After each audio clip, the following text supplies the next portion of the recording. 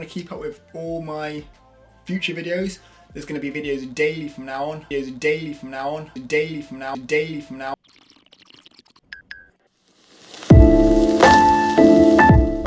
Yo, what's going on guys? Today we're going to be talking about the Canon 5D Mark I and if you should pick one up in 2020.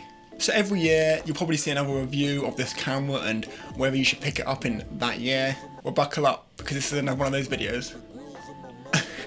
So this camera was first on sale back in 2005 for a whopping $3,299. So I picked up my Canon 5D at the end of 2020 on eBay for around $150 or £120. Now it was actually listed as not working and for parts, but when I received it, it was working perfectly fine. Everything seemed functional and there was no problems. I haven't actually checked the shutter count yet, but I would expect it to be quite high due to the low price I got this camera for. Regardless, for only £120, I picked up a full frame Pro DSLR. So do I think you should pick up one in 2020? Well, there are a few things to consider.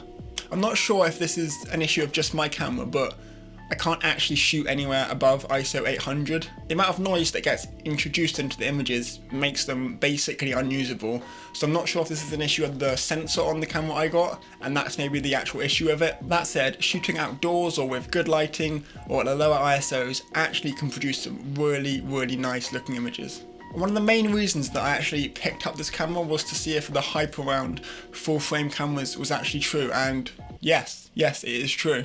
The first camera I ever got was a Canon 1200D, and that is an APS-C sensor, so it's slightly smaller than full frame.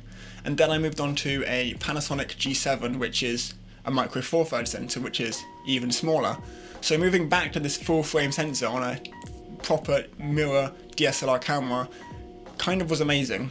There's definitely something different about shooting full frame on an actual DSLR camera as opposed to mirrorless cameras. The images you get do look pretty amazing and the grain is just absolutely beautiful. Just shooting with a DSLR as opposed to a mirrorless camera feels so much more satisfying. When I shoot photos with my Panasonic G7, it kind of feels like I'm using a point and shoot or a phone, whereas with my Canon 5D, it actually feels like I'm taking proper photos. Just the sound of the mirror and shutter feels so satisfying and so nice to use. I also picked up the Canon 50mm f1.8 lens, and together these two seem like a match made in heaven.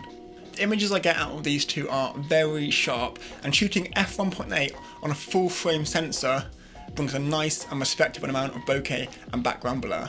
I also have an M42 to EF adapter, which means I can adapt my old vintage lenses onto this camera, and it really adds some nice character to the images.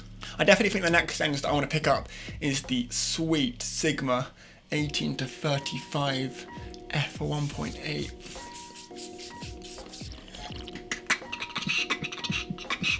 The fact that this camera hasn't got a large amount of features is actually kind of a positive. The fact that I can't just shoot 2500 ISO and get away with it kind of makes me have to work and problem solve around different situations to get the photo that I want to get. The one thing to note about this camera is that it cannot shoot video at all. So if you're looking for a photo and video camera, then this probably isn't the option for you. You can spend a bit more money and get the Canon 5D Mark II, which does have video, but if you're actually looking for a video camera, I would not recommend getting this camera either. So even the Mark II can only shoot 1080p 24 frames per second at about 40 megabits per second with 420 chroma subsampling. So in terms of video in 2020, this camera is not too usable. So if you're looking for video, obviously you have the Mark I, you cannot do it, and I wouldn't really look at the Mark II either. I'd look elsewhere, such as the Panasonic G7 or the Sony a6400. All in all, as a camera from 2005, we can only expect too much.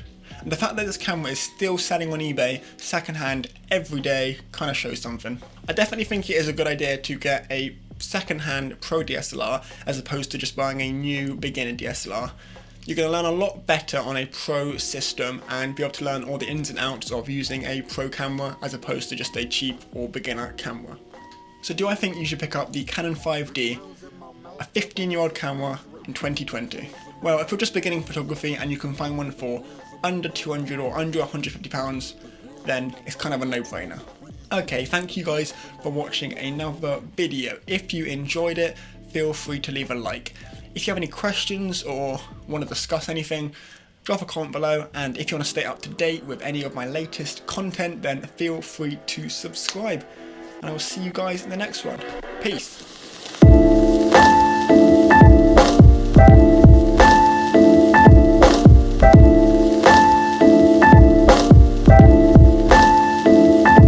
Check. The grills in my mouth, double as a breeze.